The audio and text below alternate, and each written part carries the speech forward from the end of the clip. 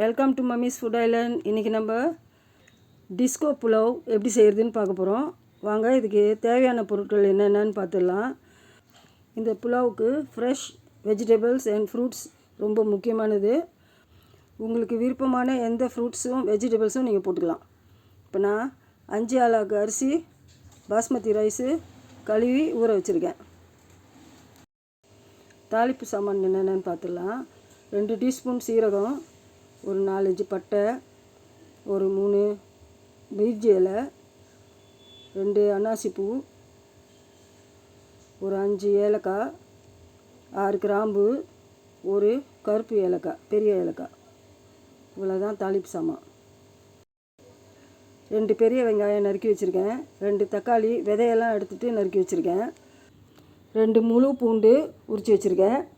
ஒரு 3 இன்ச்சு இஞ்சியை பொடியாக நறுக்கி வச்சுருக்கேன். ஒரு 10 பச்சை மிளகா வச்சுருக்கேன். இப்போ தேவையான காய்கறிகள் என்னான்னு பார்த்துடலாம். 1 கப்பு பட்டாணி, 1 கப்பு பீன்ஸு பொடியாக நறுக்கி வச்சுருக்கேன். 1 கப்பு கேரட்டு, அதையும் பொடியாக நறுக்கி வச்சுருக்கேன். 1 கப்பு அன்னாசி பழம், அதையும் பொடியாக நறுக்கி வச்சுருக்கேன்.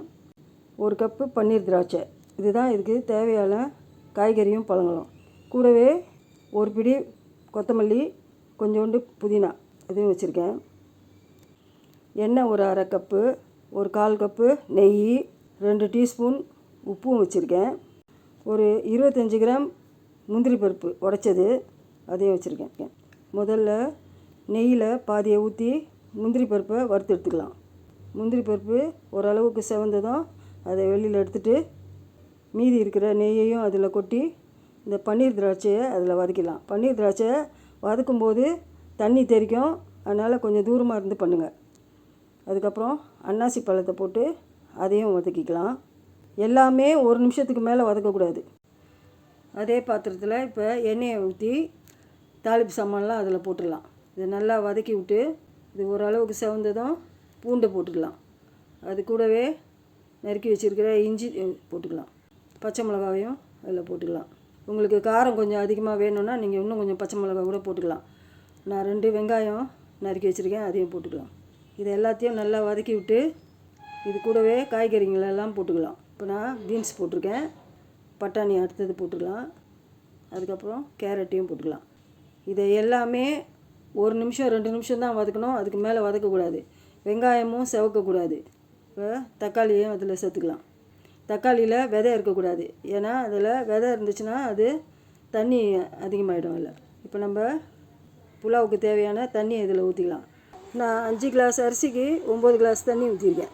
இந்த அளவு தண்ணி கரெக்டாக இருக்கும். இப்போ பாத்திரத்தை மூடி வச்சுட்டு ஒரு கொதி வந்த ஒருபாடு திறந்து கழுவி ஊற வச்சுருக்கிற அரிசியை அதில் இப்போ போட்டுக்கலாம். நல்லா கிளறி விட்டு இதுக்கு தேவையான அளவு உப்பு போட்டுக்கலாம். நான் 2 டீஸ்பூன் உப்பு போட்டிருக்கேன். உப்பு சரி பார்த்து பத்தலைன்னா திரும்பவும் போட்டுக்கலாம். எனக்கு பத்தலை, நான் அதனால் இன்னொரு டீஸ்பூன் போட்டிருக்கேன். இப்போ நல்லா எல்லாத்தையும் கிளறி விட்டு கொதி வர்ற வரைக்கும் வெயிட் பண்ணணும். இப்போ இதே நல்லா கொதித்து வந்துக்கிட்டு இருக்கு. இப்போ நீங்கள் பார்த்தீங்கன்னா குழி குழியாக கொதிக்க ஆரம்பிக்கும். அந்த மாதிரி குழி குழியாக கொதிக்கும்போது அந்த டைமில் தான் புதினாவும் கொத்தமல்லியும் அதில் போட்டுக்கணும். அதுக்கு மேலே வறுத்து வச்சுருக்கிற முந்திரி பருப்பும் அது மேலே போட்டுக்கலாம். கூடவே வதக்கி வச்சுருக்கிற பைனாப்பிளையும் அதில் போட்டுக்கலாம். வதக்கி வச்சுருக்கிற திராட்சையும் அதில் போட்டுக்கலாம். இப்போ இதை எல்லாத்தையும் சமப்படுத்திட்டு மூடி வச்சிடலாம். பழைய தவாவை அடுப்பில் வச்சு ஃபுல் ஃப்ளேமில் வச்சு பாத்திரத்தை தூக்கி தம்முக்கு வச்சிடலாம். ஒரு 5 நிமிஷம் பொறுத்து தீயை மீடியமில் வச்சு இப்போ தம்மில் வச்சுருக்கலாம். 25 நிமிஷத்தில் இந்த புலாவ் ரெடி ஆகிடும்.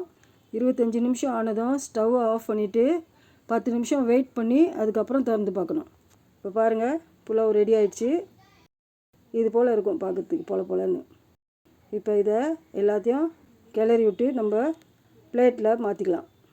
இந்த புலாவுக்கு நீங்கள் மாதுளம்பழம், கருப்பு திராட்சை, அந்த மாதிரி நல்ல கலர்ஃபுல்லான ஃப்ரூட்ஸுங்க எது வேணாலும் சேர்த்துக்கலாம். ரொம்ப கலர்ஃபுல்லாக இருக்கும். இப்போ நம்ம புலாவ் ரெடி ஆகிடுச்சு. இப்போ இதை நம்ம சர்வ் பண்ணிக்கலாம். இதுக்கு நல்ல chicken gravy, mutton gravy, prawn gravy, அந்த மாதிரி எது வேணாலும் வச்சு சாப்பிட்டுக்கலாம். ரொம்ப நல்லாயிருக்கும். ட்ரை பண்ணி பாருங்கள். கமெண்ட்டில் எனக்கு சொல்லுங்கள் எப்படி இருந்துச்சுன்ட்டு. தேங்க்யூ ஃபார் வாட்சிங். See you on my next video. Bye.